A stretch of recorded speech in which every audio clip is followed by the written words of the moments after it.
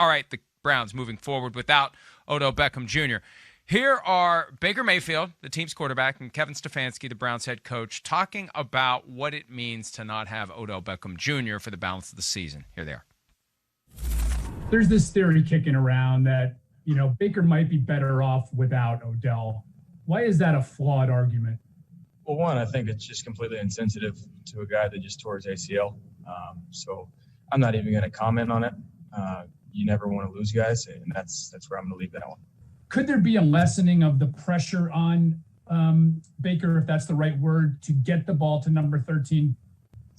Tom, I really don't think so. Again, Odell's a great, great player. We're going to miss him. I feel sick still without him in the building, but our offense is based on 11 guys and the quarterback going through his reads. And it was like that with 13 in there, and it'll be like that without 13 in there. It sounds like the same voice asking the questions of both people, and very different tone. Why is it a flawed argument? Well, it's not a flawed argument that Baker Mayfield may be better without Odell Beckham Jr. And I don't think it's disrespectful to have that conversation. You take away the guy who constantly is the subject of the conversation about, is he getting the football? When's he getting the football? Why isn't he getting the football? Get him the football. You take that out of the equation, and you just let Baker Mayfield throw to the guy who's open without this extra baggage and distraction of force-feeding the ball to a guy who may be covered, who may be deliberately taken away by the opposing team's game plan defensively. That's not an inappropriate question. It's not a flawed argument. And look at how Mayfield played last week without Beckham on the field.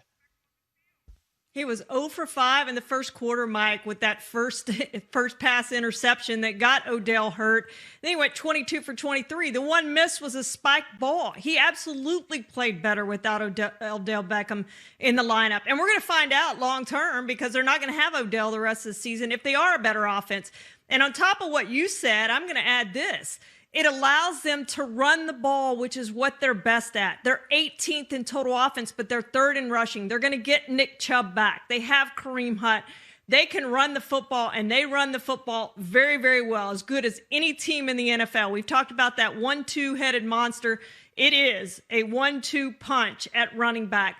They can commit to the run. They don't have to worry about getting Odell his targets. Look, he was 1st in targets with 43, but he was 2nd in catches. They don't have to worry about that anymore. I think they're going to be a better offense, and I think when we look back at the statistics late in the season, Baker Mayfield's passing, I think we're going to see he's a better quarterback without Odell. And then it puts them in a quandary with Odell coming back off that ACL. What do we do about Odell? Well, no Odell next year if they make it to the playoffs without him. And I think that it was appropriate for Mayfield and Stefanski to say what they said, but I hardly believe it's inappropriate for people like us to say, you know what, Browns and Mayfield may be better off without that. And it's cost benefit. Yeah, you lose the talented player, but you also gain the absence of that narrative that just has weighed the team down for the last year and a half. Hi, I'm Mike Tirico, and thanks for watching. Make sure to hit subscribe for the latest news and highlights from NBC Sports.